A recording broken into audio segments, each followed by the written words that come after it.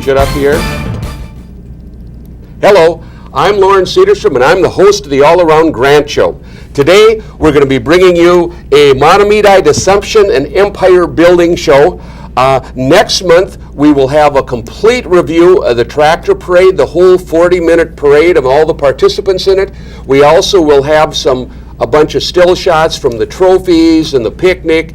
And so next month, it'll be complete lighthearted fluff. But today we have a much more serious issue. We're going to be talking about recent happenings, events within Wildwood School. And if I could digress somewhat to bring the people who aren't aware of this up to speed, we're going to do a little history lesson, okay?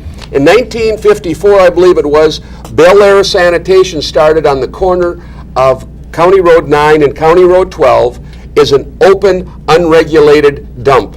It was continued in process until 1995. Now, in the mid-90s, this became, it was listed on the Superfund site basis, okay? They made a category of all the dumps that were unregulated, and they wanted to get a handle on them. When they finally did a count and found out how many there, a survey, they were alarmed at how many unregulated dumps they were, so they had to come up with Plan B and C.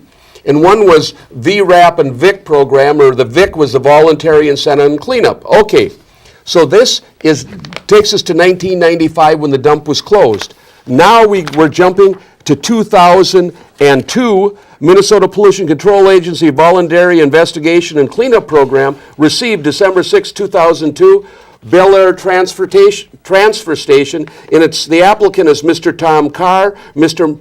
City of Grant, he's the mayor, Mr. Mark Woloch, Monomedi School Superintendent, and the current property owner was Waste Management of Minnesota, okay? So then, if we could put up the first clip, the brownfield, please. Okay, there is a notification. Landmark Environmental, who cleaned it up. Brownfield Redevelopment Strategy is an experience with a full range of products.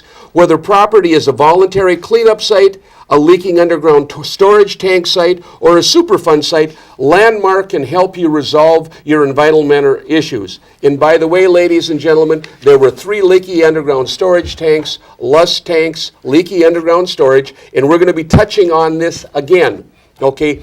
And now what we're going to talk about is the conclusions, okay, of Landmark Environmental. Let's see. Although not required, install vapor barrier and venting systems for the Wildwood Elementary School building to prevent potential vapor intrusion. Design an HVAC system to maintain a positive building pressure to prevent potential vapor intrusion. That was their recommendation. Okay. Now, this is from the Monomedi Public Schools, ladies and gentlemen. Parents' right to know. Notice concerning use of pest control materials, pesticide, herbicide notice, asbestos notification, and indoor air quality. Okay, so they're notifying residents when they're going to be using fly spray, for example. Okay, now let's fast forward, okay? We went from 1954, now we're going up to 9/9/13. Which is a Monday. This is the email from the principal at Wildwood Elementary. This is sent out to all the parents of children. Wildwood families, your child may come home today sharing the news that we evacuated Wildwood today. They are correct that there was an odor outside the building as well as in a few locations within the building that we are not sure the origin, so we evacuated.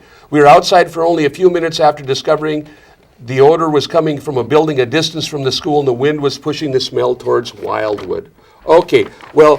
If I can, go ahead. Okay, then what happened was I broke that on Inside Insight on 2 days later on the 11th, okay, notifying people that this has in fact happened.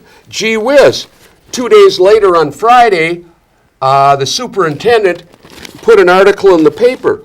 Grant, gas odor caused school evacuation. The new Wildwood Elementary School in Grant was evacuated Monday when they smelled buildings. No one was hurt and the evacuation lasted 5 minutes, blah, blah, blah. Okay, we did a follow-up this and did research. I called the fire department.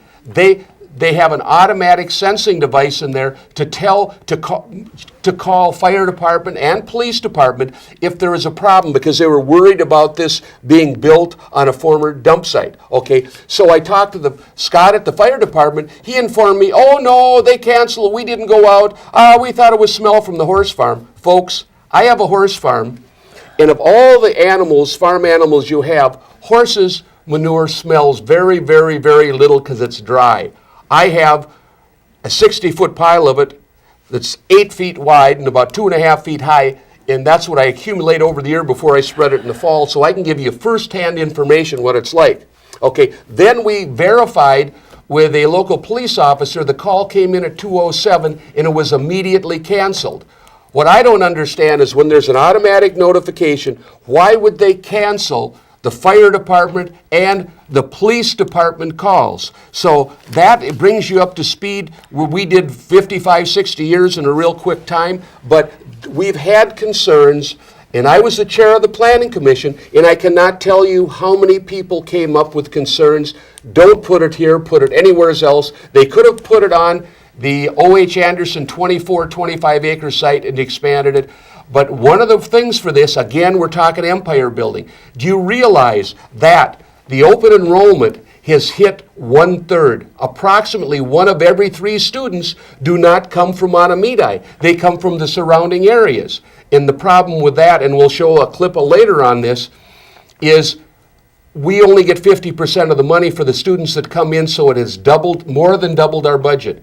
And if we have 1/3 of our students coming in, not only does it create financial problems, it creates traffic problems. Not only that, the people bringing their children in have no awareness that this, in fact, was a former Superfund site.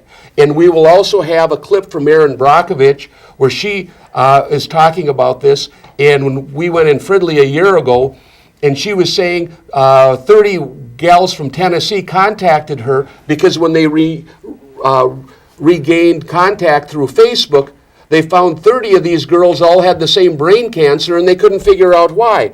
Erin Brockovich helped them out, and afterwards found out their high school was built next to a Superfund site. So this is... the importance, Loren, is that they also stated that that school site was never disclosed, just as this elementary school is not being disclosed to the open enrolled parents that come in. Now, the Washington County Sheriff's Department says they got the call. Folks, remember the school did not put that call in the Washington County Sheriff's Department. It was automatic. An automatic gas detection detector that checked for hazardous gases, and it functioned properly. It generated the call to 911, sent it right out there. So that worked properly. By the time that it got sent out to the Washington County Sheriff's, somebody went in that school, canceled that call before the sheriff even turned out. So here they evacuated the whole school. The Washington County Sheriff was told to stay home along with the fire department. I want to know who made that determination. If it was a natural gas leak, because it is built right next to a natural gas substation, why didn't a representative from the gas station come in, or the natural gas utility, come and clear that building? They also had a liability. So what is a proper protocol? And I don't think it is for a school superintendent to go out there and cancel it before it's properly been investigated. Okay, Larry, let's hitchhike. Now you have some information about levies, and there's another one coming up, ladies and gentlemen. You can see behind us and what's going on, and you can give us a history and background in what happens with the LIFTO book and how to pass levies, and I'll give it to you. All right, if we can, we've got a slide come up. Here it is, school finance and elections. And I don't know how clear it comes up on the screen, but it's by Don Lifto, and many of you people are going to remember that name. He was a former superintendent in the Mahtomedi School District. Now he makes his living as a consultant. How to pass school finance bills and stuff. And one of the things you have to remember is that they're very savvy on this. A bond referendum they put out in 2010 for the new elementary school, remodeling the other schools. It was $46 million. It passed by 22 votes. They turned loose 285 seniors to vote. To say you could have the day off if you went and voted, okay? And Now I had a friend of mine that was in there, and all of a sudden he was going before work, and there was this influx of students, and it was passed by 22 votes. Now, this was $47 million, and one of the things it funded was they have a girls' locker room, a boys' locker room, and they even have a locker room for visiting teams. I'm not aware of any other high school in the state of Minnesota. There could be, mind you, but I spent many years at White Bear High, and when the visiting team came, they were in one of the two locker rooms, boys or girls, whichever one it was. Now, the excesses they've went to, and so now they're talking about a levy again, and they have three type of groups. They have A, B, and C, and if you're for it, they'll call you right before the levy, and they put it in April for several reasons. First of all, the snowbirds are south. Second of all, there's more students that are 18. And third, most people won't go vote, and they have to go to the district center. And most people kind of ignore it and don't pay attention. Plus, the last piece of this is they do not put up a vote yes sign. You will see no pro-levy signs. They don't want people to know about it. The only people they want to know about this levy going is the vote yes people. So basically they're disenfranchising the rest of the population through kind of a little bit of sneaky, dirty political tricks. Okay, I interrupted Larry. Go ahead. Okay, so what I'd like to touch on is that book that Don Lifto, and he goes around the country promoting this book, telling you how to pass finance bills, and I think we've been the test dummies for Don's deal in Matamita. Personally, if you understand, I'd have had a copy of the book, but bonds for schools can be put up for election at any time. That's why they did it on an off year and in April. Now, the new operating levy coming up at November 5th is an operating levy. Their current one is out. They are going to increase your tax. When that levy comes out, you have a chance to go out there and vote. So they depend on you not coming out to vote. When the school came out, it was less than 35% that actually got out, the eligible voters that got out and voted. And most of the people that weren't familiar with what's going on just were unaware of it. So they depend on low voter turnout. So let's surprise them. It's an off election year. Get out and vote. The next thing you're going to touch on now, tell us a little bit about the illegal bid process. Well, I've got a document here, and I'll just kind of hold it up. You can go to we'll show you where you can come find some of this information. But from the state of Minnesota, it's the auditor. State auditor. And it says, based upon our review, it appears that the school did not comply with the Minnesota's bid solicitation requirements. Folks, it did not get put out in a construction bulletin. They handpicked a few people to bid this school. So the state auditor says they used an illegal bid process. So okay, let's go to the pie chart now, if we could, and we'll show you what we're talking about. This is a pie chart we got, and if you take a look, 53% of all your tax dollars goes to the school, and that 53% is all spent basically on the 80 acres we have between the high school, elementary, and I don't know if you're aware, but they intend to bring O.H. Anderson down to that new hazardous location for the rest of the kids to come to. But it's amazing that 53% of your tax goes to run on 80 acres. In the whole county, he provides all your snow plowing, your legal, your police department only operates on 29%, and your city tax, which provides the roads, is only about 12% of your tax. So you can see they're way out of charge. I think many people realize Stillwater didn't get their last bond referendum pushed through, and somehow they survived. You know, Larry, we all want our children to be bright, but most of us don't want them to glow in the dark. Okay, I guess we're going to be going on. If we could play clip number 1, please. This explains a little bit more about it. Now, a citizen had made a complaint And I was actually out when the MPCA came out, and it basically was rust bacteria. I didn't think after the heavy rains they'd find anything anyway, and that proved, as I understand, to be okay, which isn't a major problem from that standpoint. But there are other things that are way down below that they never came to, and it's really interesting. I thought it was interesting how this whole process went, because yes, it was never a Superfund site. It potentially was, but it wasn't. It's kind of like a plea bargain. You go in for manslaughter, and you'll plead down to assault, so you don't have to face. And that's the way half of these dumps in Minnesota went. They identified them with a number.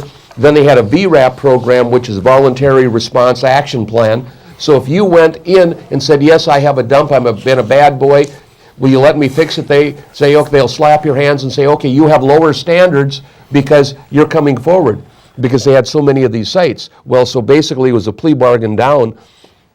And so they're, and I guess. It never made the Superfund site. No, it never made the Superfund. It was listed, but it never actually made it. It had a number, but you see, there's so many of the technicalities that have come through on this, and I've been following it very carefully, obviously. There has been serious number of issues, whether it's from the DNR and the trail crossing, it's the MPCA, and they seem to kind of roll over on this. Not even the Okay, there we go, folks. That's giving you a little bit of the background of what's happening. Well, again, they're trying to suppress a lot of information. They've done a lot of things, from writing letters that saying couldn't trespass on their school site. Well, this is public property, first of all. Second of all, I never trespassed. But they're using intimidation. They're using different means to not let the public be informed. Okay. In the next clip we have, is going to be talking about some of the secret meetings that have went on. So if we could play clip number 2, please. The school district has these behind closed doors secret meetings with all the mayors of the school district. And, you know, I think we need to put out what cities are part of the school district. You have Matamidi, you have Hugo, you have Willerny, you have part of White Bear Lake, Lake Elmo, you have Grant, you have part of Pine Springs, you have Delwood, you have Birchwood. So these mayors get together with the superintendent. This one was over at the school district, and they forbid allowing cameras in there. So we're going to show on Inside Insight later the superintendent over there and Tom Carr throwing the camera out. That was there from public cable television, throwing the cameraman out because they wanted to do these meetings in secret. By the way, that's the third time that has happened. The first time, the cable commissioner asked to videotape at the Welander School, and they were turned down. Of course, if he had been brighter, he would have known it was a public meeting and it would have been allowed anyway, but he missed the boat. The next time, the superintendent was called, the same cable commissioner called the superintendent and asked to videotape at the black box meeting when they were disseminating their information on their format and their way, and that was denied. So your third time when Scott... Three times you strike out, I guess. Well, that's true, but the other thing I want to point out is you were invited to this. Is this correct? Well, absolutely. I was invited to that meeting by one of the council people from of course, from Grant. Scott Fogelson invited you. Scott Fogelson invited me and said, yes, Scott's been up front, and Scott's also the one that signed the this notice here that the Grant City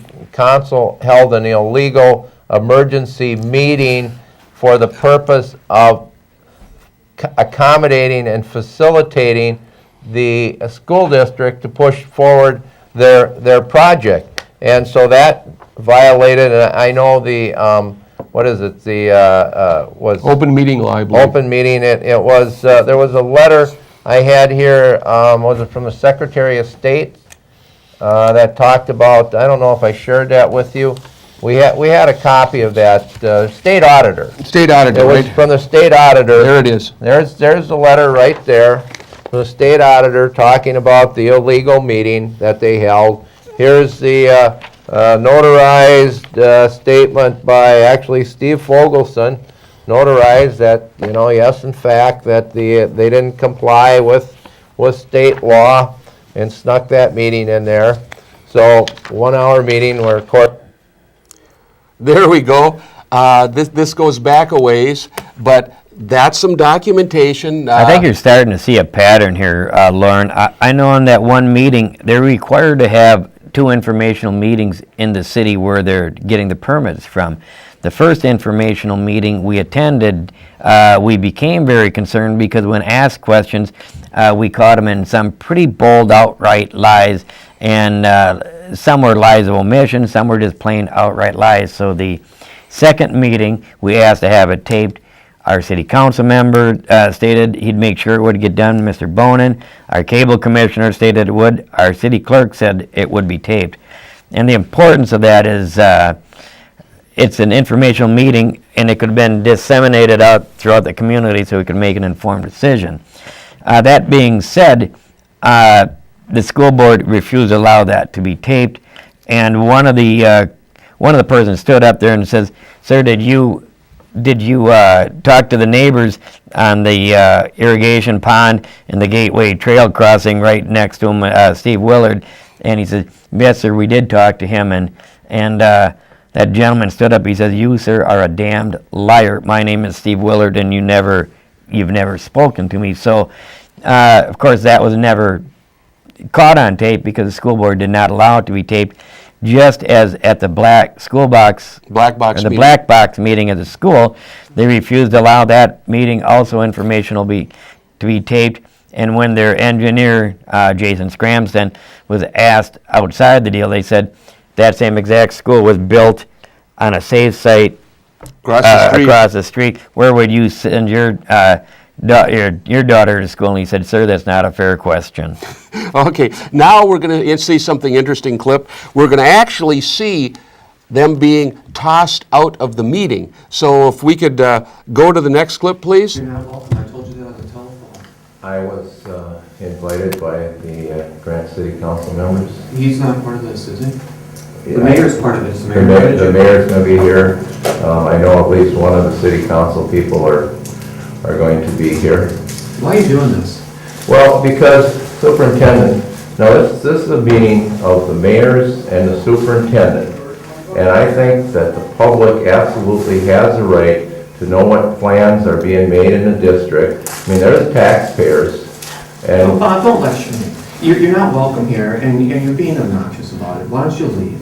no. You did not get an invitation What, from me. what you're saying is not that Bob's not welcome here, is the public's not welcome here. The taxpayers are not welcome here, the citizens are not welcome here. You can interpret it how you want. The fact Well, is that's that not- you specifically are not welcome here. It's the way, You specifically are not. I am here to get the information for the public. Bob, please- Now, if it's a matter of me leaving and the cameraman being here, that's fine. Now, I'll do that. Thank you. All right, that's good, we'll do that. I don't have an objection with that. It's just an issue that, and you and I discussed this before, that we do the show specifically so people understand.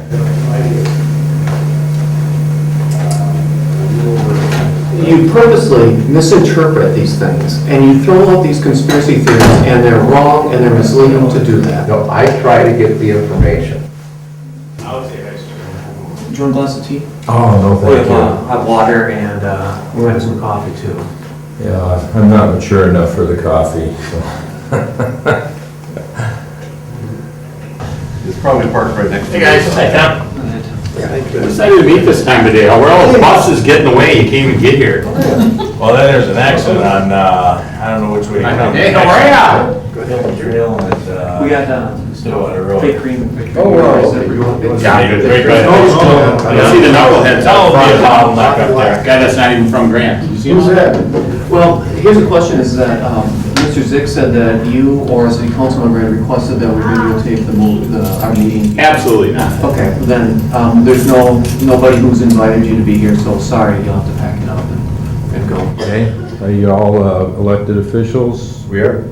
Yeah, this is a Monday, this is a whatever meeting, once a quarter meeting where we all sit together as mayors and try to build city rapport and talk and chat.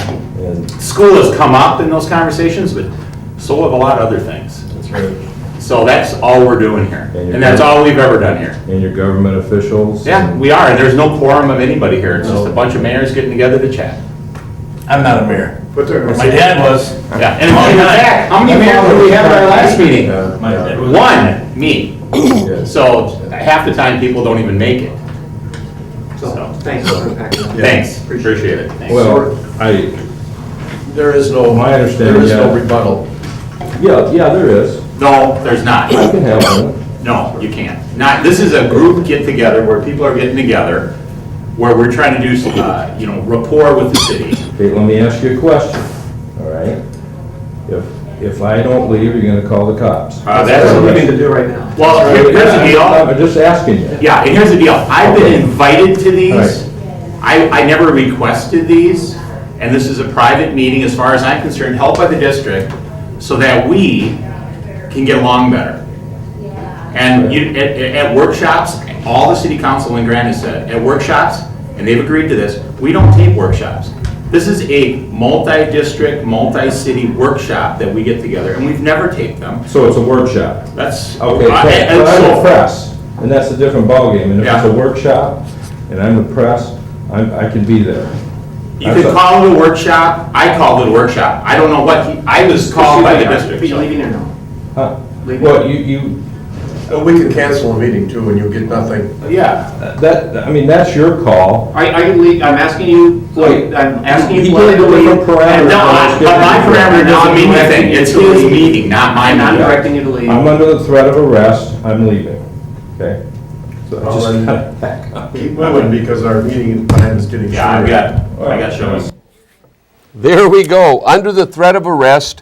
Now, I talk about transparency, that kind of paints that one black, doesn't it? Well, it shows that they're not willing to have the public be informed, and that's the purpose today, is to make sure that the information is out there. You're going to see it, it's well documented. We've got reams of paper, and I mean, anything we do is well documented, well thought out.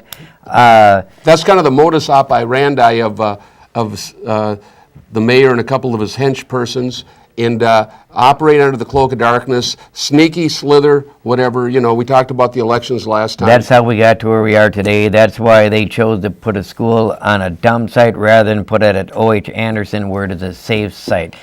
And folks, we've never said don't build a school. Our biggest concern is the safety of the children, and I think it was well demonstrated 5 days after the opening of that school. Yeah, we want our children to be bright. We don't want them to glow in the dark. Let's go on. We'll go to the next clip if we can, please. We all have to pay for our choices. If we decide to drive a Cadillac, we're going to have bigger payments than a Chevy Cobalt. Well, the school district has made the choice to build on this site. Had they built and modified O.H. Anderson, they would have no traffic problems. 25 acres over there, isn't it? Yep, they would have no problems. They could get creative. They would save a lot of money. But they're empire building, and they want this big, grand campus. Not only that, it would be safer. We had people come up and speak saying that, hey, these are busy county roads.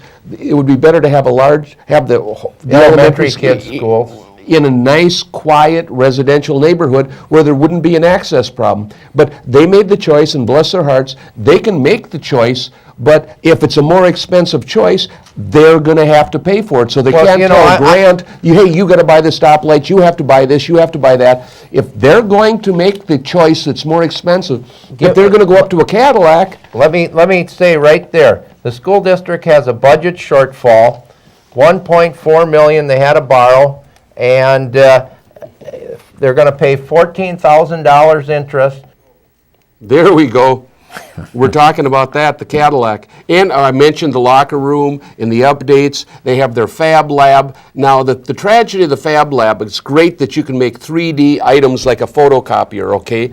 And they're having second and third graders do that. Well, that's a very expensive process. They're receiving some of a subsidy from 3M, but 3 miles, 4 miles down the road, there's the same Fab Lab at Century College, okay? And I think it's kind of a waste of resources. That should be the carrot that you're holding out on top. If a student progresses through his computer skills, when he's in 11th grade as a junior, he can take the options program and go take that computer class. But giving that to second and third graders is more than, as far as I'm concerned, a little ridiculous. Yes, we want kids to be involved in technology, but there has to be other things so they can make a superhero figure of themselves in second grade. Whoop-de-doo. I mean, that isn't a sound educational thing. We need reading, writing, arithmetic. One of the things that they've already shown is that students learning cursive, it stimulates the creativity in their brain. And again, putting them on a computer, they're going to be losing some of this. And I spent 29 years in education, so I do know a little bit about what goes in education and what works. There's a lot of kids that are tactile learners, and they need to learn by doing. A good example, 2 years ago they came to us again in an off-election year and just voted themselves I shouldn't say they voted, the taxpayers, by not being aware, voted a technology levy for $6.5 million just 2 years ago. Now 2 years later, again off-election year, they're going to vote again. That's why the state legislature last year they're talking about making school referendums be voted on in an even election year when the majority of the people turn out. I had chronicled this earlier also, that they lost 100, and I believe it was 175 students, so they were opening open enrollment higher because they want to maintain, instead of downsizing, they're continuing trying to maintain the size they're at, which sounds good in theory, but if in fact you realize that the taxpayers have to pick up an extra $6,800 per student, transfer student, because the students coming into the district do not get the full state aid, they get less than full state aid, plus they do not get the levy money. So, Hey, I don't want to interrupt you, Lauren, but I think we're going to cover that a little bit. Oh here yeah, so we're we going can to get cover that a through little bit later. so I just maybe wanted to we'll go talk to next. that. Now let's go to the next. We have a very brief clip that talks about the toxic and the testing and what happens on this site, because that's what we're talking about, partially. Make testing on their own. That's why the new state law, we're getting rewritten with the help of Bob Detmer and Ray Vander. I've met with them. PCA has no teeth, and they do none of their own testing. So, and their recommendation is that we build a positive ventilation system to prevent vapor intrusion. Why would you build a school that you know you got to prevent vapor intrusion when a mile and a half down the road they own 24 We'll safe discuss that when I'm in the Senate. Okay. Ladies and gentlemen, that tall blonde lady in the back, in fact, was Erin Brockovich. We will show you a couple more clips of her. We were at the Fridley Consortium where they had a big hearing on the, I believe it was 6 Superfund sites within a half a mile or mile of each other. It's one of the worst sites in the United States. It's very high concern. And one of the problems is cancer, and people get cancer, they move out of there, so the statistics are not really correct. Because if you move away and die, you know, it's not recorded. So one of the things we wanted to point out that, first of all, the MPCA did not say this site was fit for any suitable use, and we have that in a document, okay? And we wanted to show you that, in fact, they don't test, they hire it out. Actually, the document, Lauren, you're talking about is right here from the Minnesota Pollution Control Agency. If you have a better document, the school's more than welcome to bring theirs out. It said the Minnesota Pollution Control Agencies, its commissioners and staff do not warrant that the site is suitable or appropriate for any particular use. It does not say safe for a school, folks. And initially, it was just okayed for athletic fields. It said nothing about building a school. Well, we're going to talk about something else is called air stripping, is what they do in sewer systems to get rid of pollutants. They throw spray the water in the air, and it drops out. And so if we could play the next clip, please.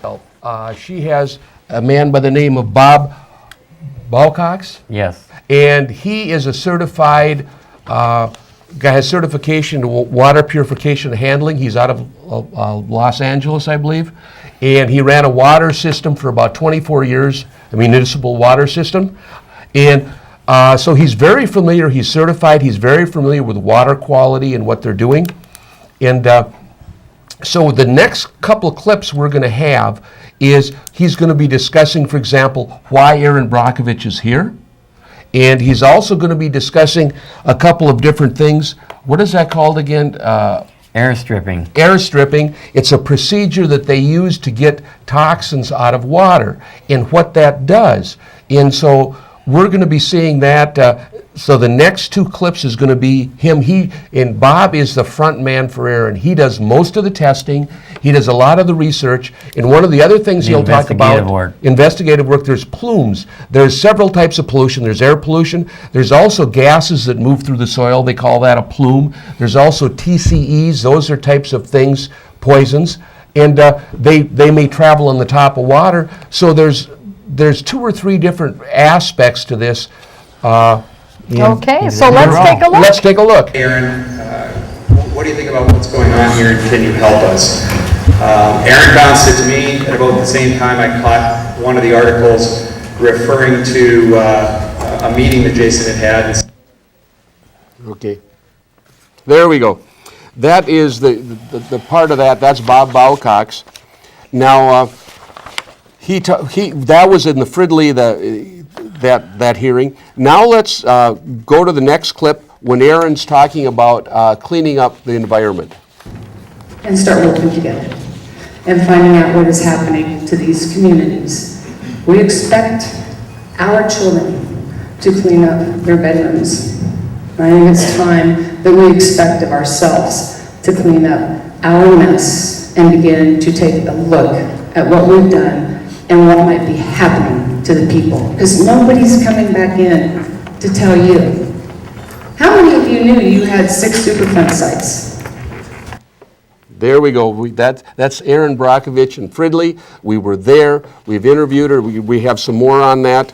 And of course, as some of you may know, Larry and I have been lobbying at the legislature to get a law passed where no future schools can be built on dump sites. Now, one of the senators that's sponsoring the bill, his aunt worked in New Brighton, which is the Mounds View district, and several of the teachers had died from cancer. And they always thought it was the asbestos in the ceiling. And we said, no, we have a list of the Superfund sites in Minnesota. I believe there's 11 schools built on sites. Wildwood will make it the dirty dozen. Yep. And this senator immediately signed on to sponsor the bill. So let's play the next clip, please. Attempted to fight last year. They're building an elementary school at a former Superfund site out in the city of Grant. It's the Montemite Schools. And they ran over the top of us, and we're trying to get some things done. We've been lobbying at the state of Minnesota.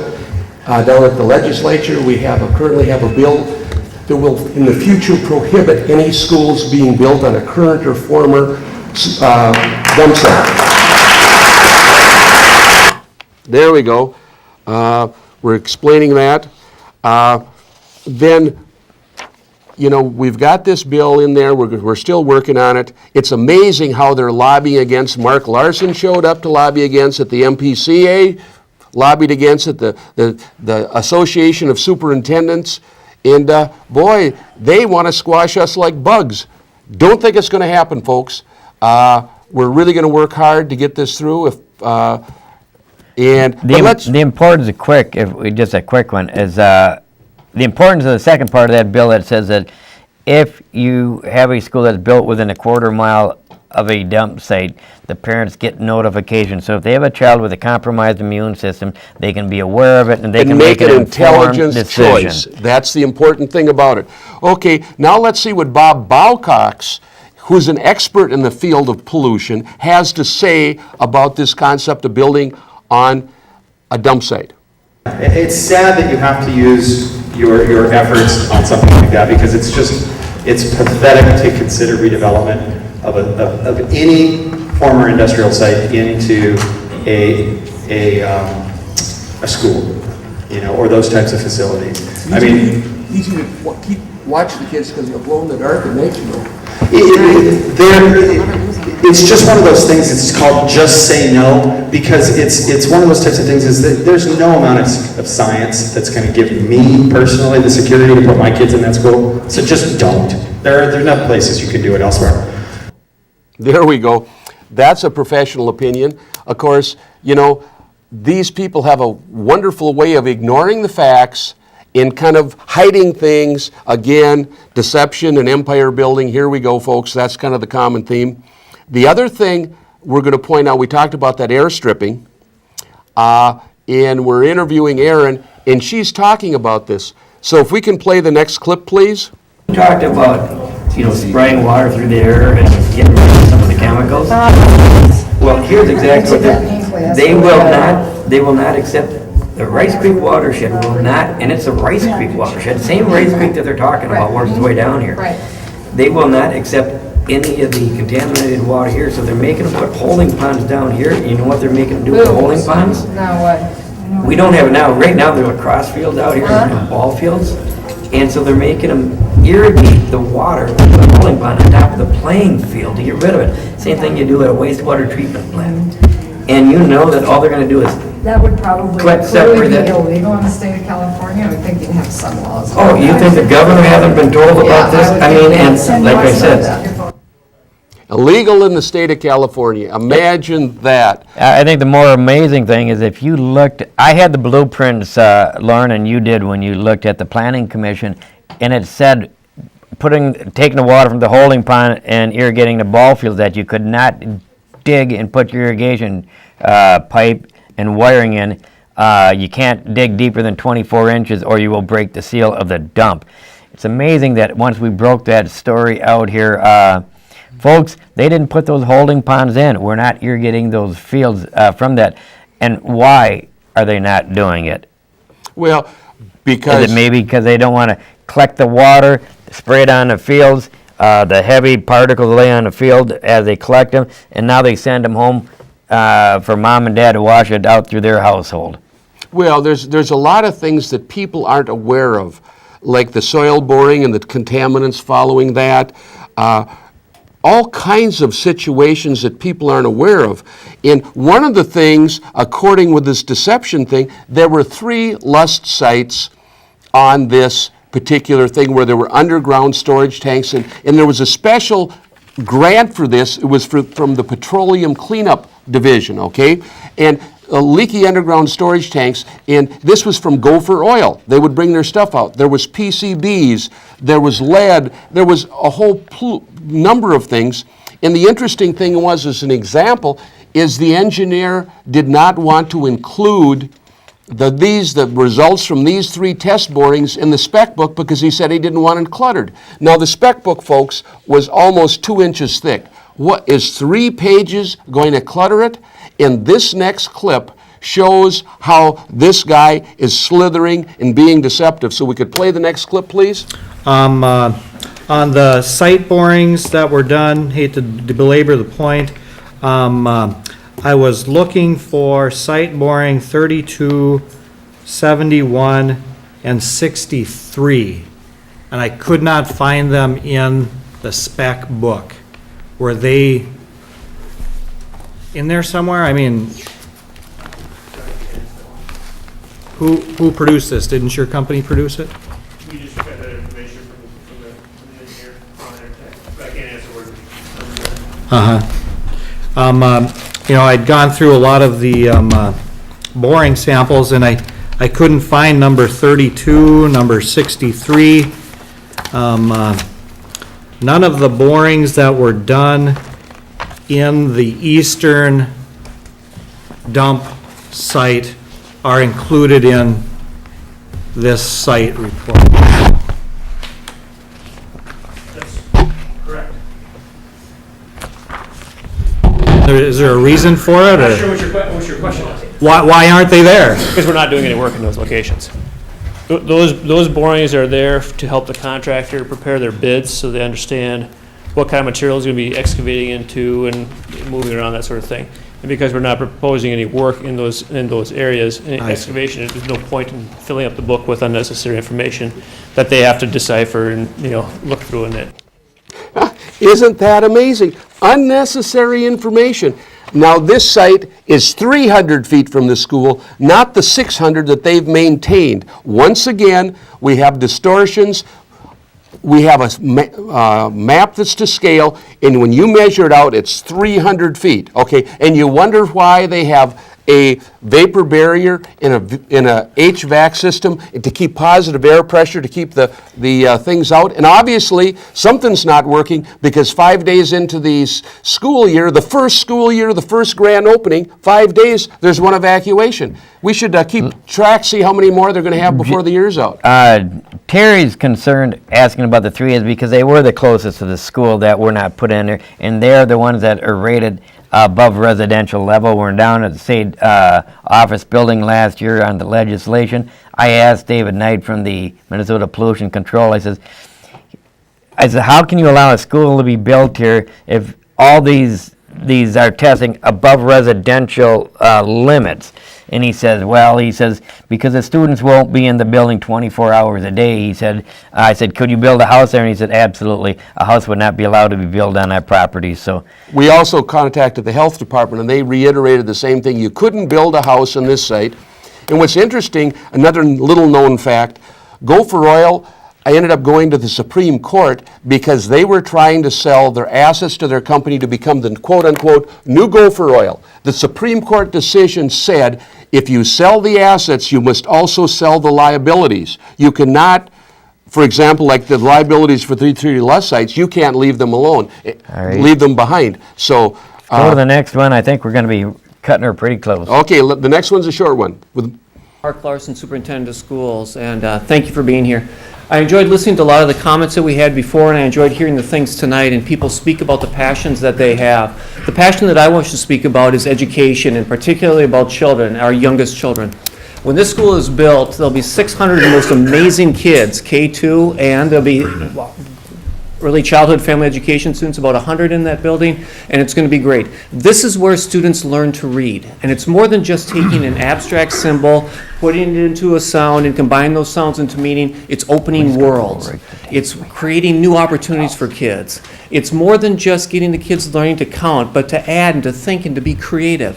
And it's more than just the science. For example, on Thursday night, we had students present at the school board meeting about what they had done with chemical engineering. Second graders. They made new Play-Doh. This school will... There you go. That's what your $6,500 technology levy got spent on Play-Doh. Okay, let's go to the next clip. We're running short on time. This is... Paddock. I live on Keswick Avenue, and I did hear the summary from Braun Intertech that they were summarizing the soil analysis reports. I plead with you, please do not accept that as an unbiased, professional, technical summary of what has happened with soil remediation. They already worked as a contractor in the past on this. All they simply did was repeat landmark summary in the past, almost verbatim. So please do not accept that. If you're looking for independent environmental engineers, in the past worked with environmental engineers. I was in contact with one 2 weeks ago with years of experience doing soil remediation in Minnesota on Superfund sites. I'm more than happy to provide you with a contact if you're looking for a totally objective review of these documents. I want to just state two simple facts. One fact is, in the U.S., there are 28 states that already have statutes in their state. You cannot site a school on a waste site. The problem we have in Minnesota is we're behind with our legislation. We wouldn't even be having this discussion if Minnesota law had that statute on the books. You can't site a school on a waste site. So here we are. Let's just do a background. I just want to do a quick summary of Bel Air Sanitation in business early 50s to late 70s, about 35 years.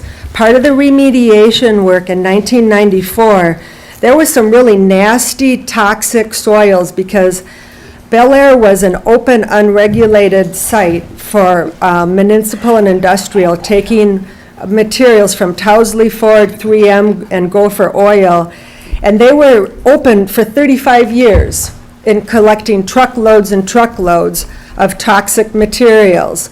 Now what we found with remediation in 1994, there were 153 tons, which equals 7 truckloads, were removed. And that had to go way out to Idaho. And then another part of the remediation was 400 tons. That's 70 truckloads went to Ohio. So for this PCB lead toxic soils from 35 years of trucks on a daily basis, we have removed 27 truckloads. That's not even 1 truckload for each year of operation.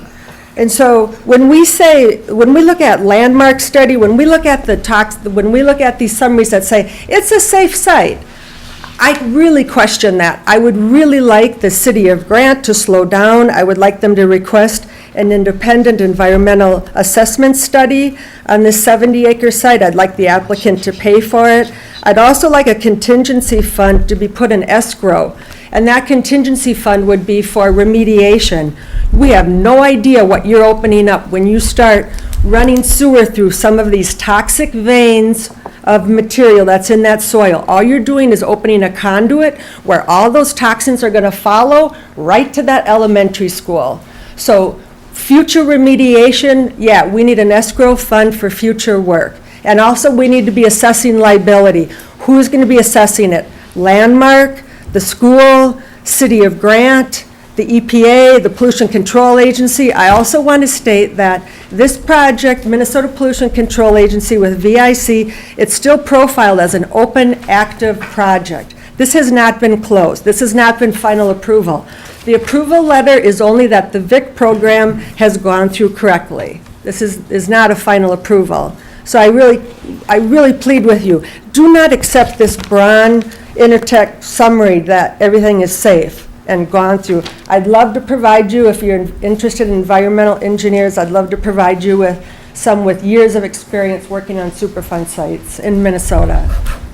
There we go. That raises some real... Let me just quick touch on that. This is a document. It's from the state of Minnesota. It's the Attorney General's office. It says, I appreciate your concern for the children and others who will attend the school, work, or visit the site. I can tell you with the following which will be helpful. The VIC program was only approved to be used for athletic fields. There's not a documentation that says it was approved for a school. Okay, hold the thought on liability, folks. We're going to have a clip on that later. But now we want to touch on this open enrollment and the money and dollars and what we're talking about. If we could play the next clip, please. I'd like to kind of show you the article that was written in the White Bear Press. And we're going to talk a little bit about transparency here because several months ago, the first informational meeting I came to was with Johnson Controls, was going to tell us what was going on here. And of course, I didn't get a good, honest answer. They said they had met Mr. Willard before. Mr. Willard stood up and says, no, you haven't talked to me. They'd said they talked to Warren Johnson. I'd interviewed Warren. They hadn't talked to him. So that raised my concern. So the very next city council meeting, I asked that, could this next informational meeting Johnson Controls brings to us for the school district be publicly recorded? Mr. Carr did not make that motion. He said, if you want it taped, call your cable commissioner. Our cable commissioner came. He made a request to tape the informational meeting that was held at our city council here. We have our cameras. He was refused to allow that meeting to be taped as an informational meeting. We had a black box meeting several days ago last week at the high school at the black box. I asked Mr. Sederstrom to please, as our cable commissioner, ask to have this informational meeting taped so that we know what we're being proposed to us. Once again, he made a request of the school district and refused to have an informational meeting taped again. So we're not informing our citizens properly. One of the examples of that is... Larry, in the interest of time, do you have Yep, comments I'll get specific it. to the CPU? I'll try to get you right quick. As we go, we were told that this was gonna cost everybody $46 per $100,000 of home value. If each of you have checked your tax statements lately, it's more than doubled that. So we don't have to believe what they've told us when they sold us the bill of goods. Here it says replacing Wildwood School is the greatest proposed expense. It was built in '51, now on sinking soil. They built it on soft ground. Mr. Warren Johnson is here. He's telling you they're proposing it on the wettest portion of the property they had. The reason they could not put, they did try to put contaminants in that same area. Every time they tried, the trucks got stuck. That's why that point is a little low and wet. Then we go through and we say O.H. Anderson's I guess I'd try to make clarification. Are we approving K-2 or K-5? Because our traffic study does not reflect the preschool traffic that's coming into it, the elementary side, or the elderly side that's coming into it.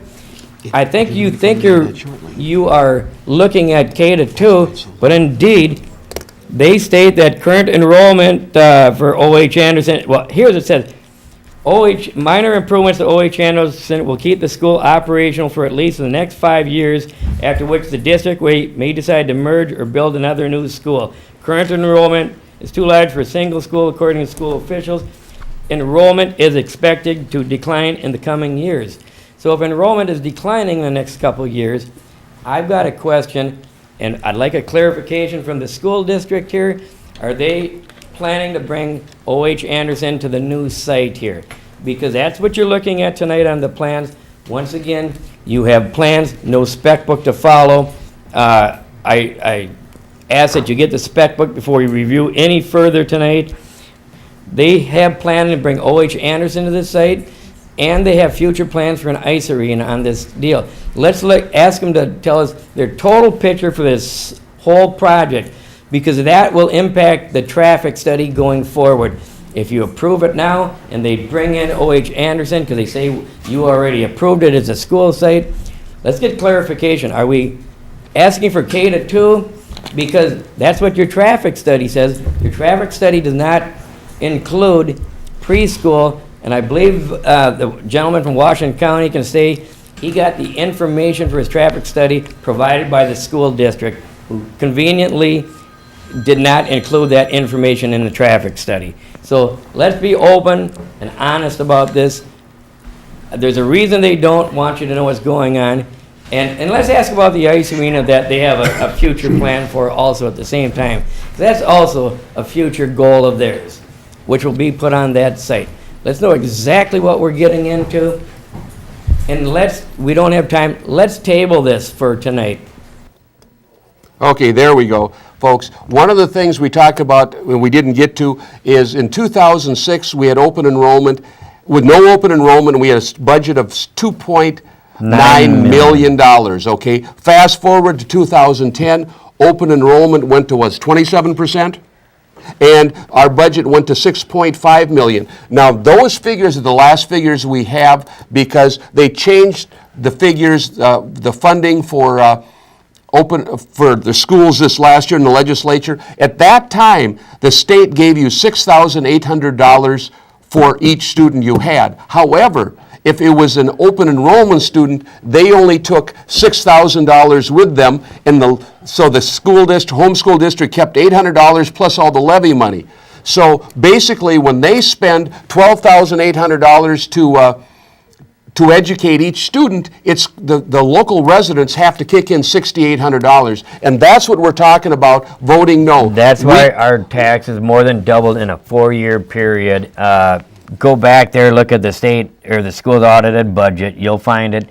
Follow our documentation. Can we play? Let's play one more clip. It's about the liability. If we could play the next clip, it's just a short one. Too, when this came up before me, and I know several council members, and I see Sharon out here, we asked for indemnification of any liability for is this sufficient in there, or do we need that in this document? The city's never been, my understanding is that the city has never been an owner of this property. No. Again, it comes back to the use of the property.